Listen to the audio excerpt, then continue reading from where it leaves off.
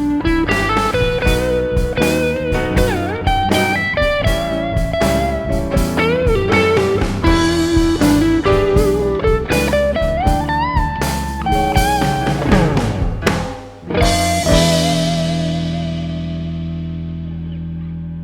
we discuss the Fender Buddy Guy Stratocaster.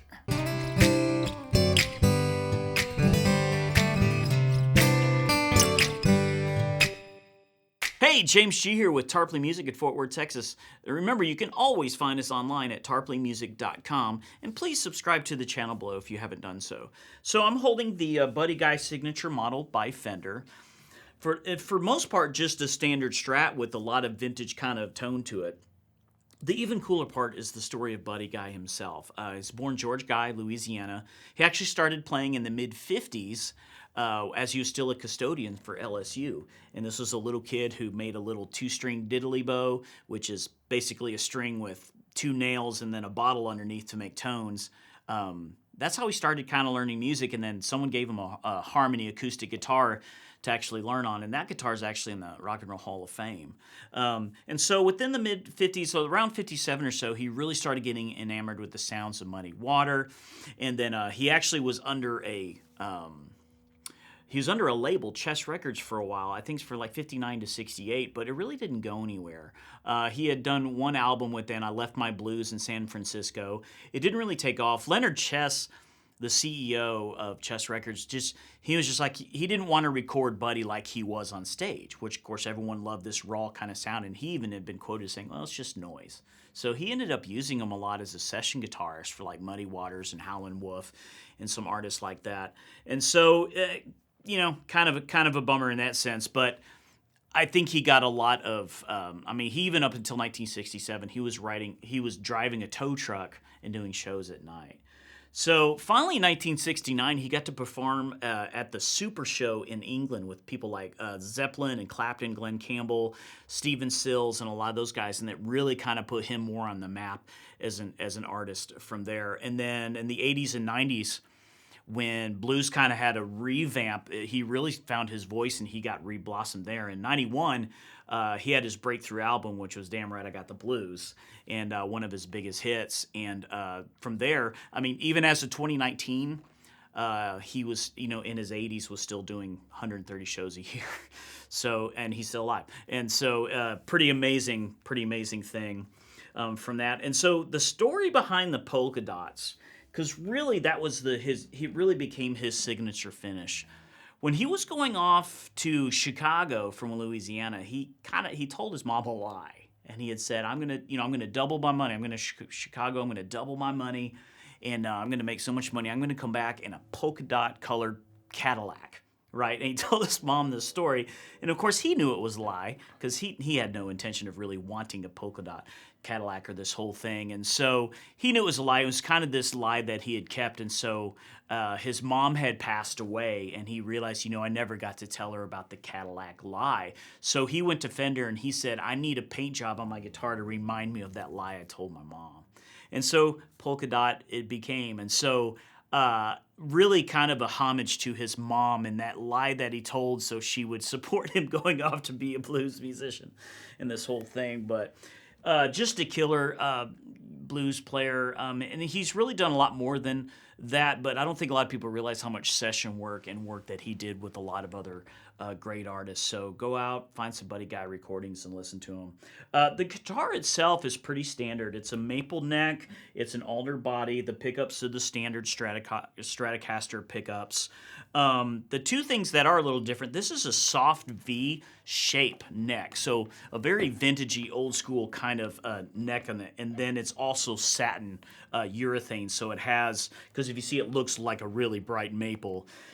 But the beauty of that is you won't get any of that gloss stickiness in the back of that. And of course, it still has an old school skunk stripe on the back. But for the most part, with the exception of the vintage style bridge like this, and then the soft V, it's pretty much just a Strat in that sense. So a lot of what you're buying is that vintage feel, the cool Buddy Guy color, and of course the story and the vibe that goes along with it. So still a great sounding Strat. So we're going to go through the pickups in both clean, and then I'm going to go through them in overdrive so you can just hear what the Strat sounds like.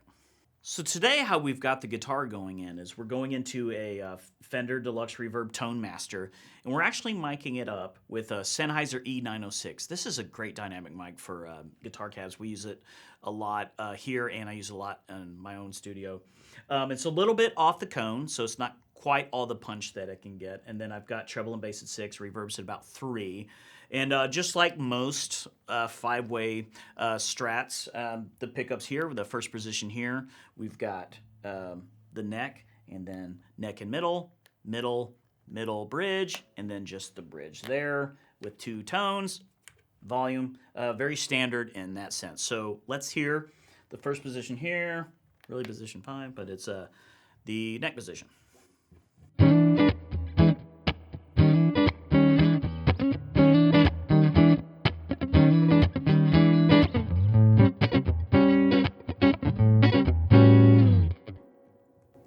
Cool. So now we got neck and middle. Then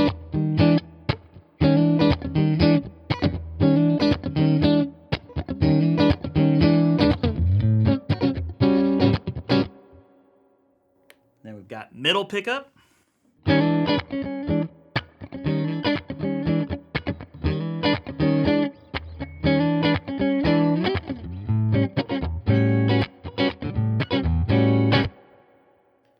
And then here is middle and bridge pickup.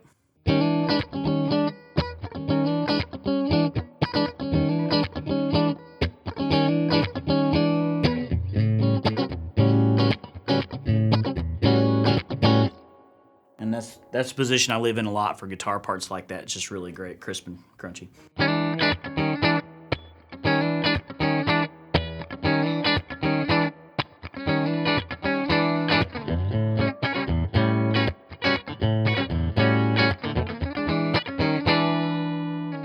All right, so now in the mix, I've added a Super Overdrive SD1 by Boss, just your great standard, good old classic overdrive. And we're going to do the same 5-way positions through that. Amp settings are all the same. So here we are in the neck position. All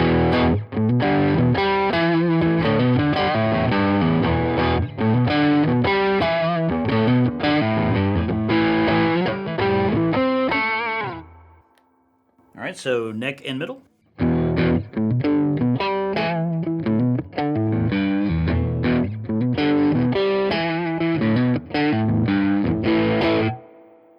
Middle only.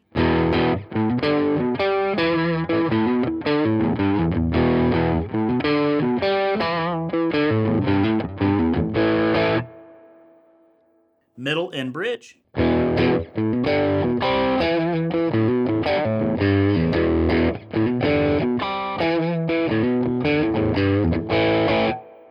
then finally bridge by itself.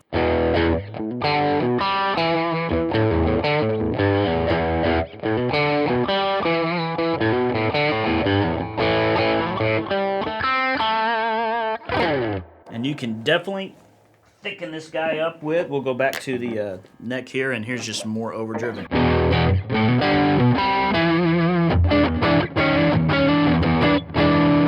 Then to the bridge.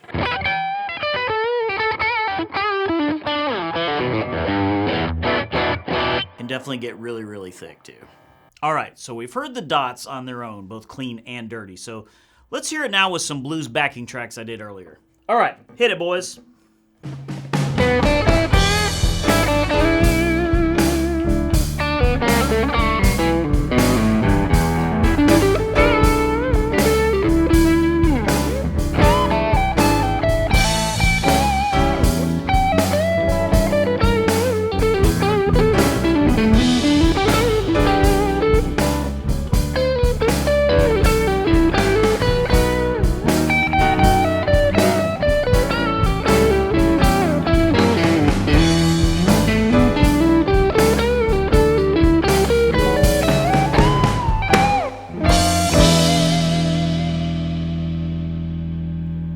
So the coolest thing about this guitar is the vintage vibe of how it plays, and then of course the homage to the polka dotted Strat that Buddy Guy had really made famous. And it's really cool knowing the story behind that. It wasn't just necessarily, hey, I'm going to put polka dots on it because no one else has. You know, that was kind of that that memory of his mom and the lie that he had told, you know, in the beginning of his career. And so it was his way of immortalizing that, since he never really got to tell her, or the story goes, and that is the story as it is. But other than that, you know, and even if it's like, you know, I really like Buddy Guy, but I just need a really cool Strat, then there you go, because this is just a great standard Strat. Very Stratty tones for very reasonable price.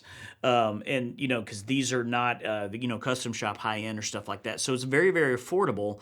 And there's a lot of people I know, myself included, just that would play a guitar. They don't care what color or what it looks like, right? So this one plays really good, especially with the satin neck of this. You know, some people, it's not quite as appealing because it's kind of such a white-looking wood, but from a playing standpoint, it really does make a lot of sense because you don't get real sticky back here, and that the satin and helps in that. But other than that, it's just a really cool, solid polka dot Strat, kind of in the style of Buddy Guy's vintage guitars with the vintage style bridge and stuff like that. So very cool story, very cool playing guitar. Definitely, you know, in a good price point for someone who needs something that's very Stratty, maybe just looks different.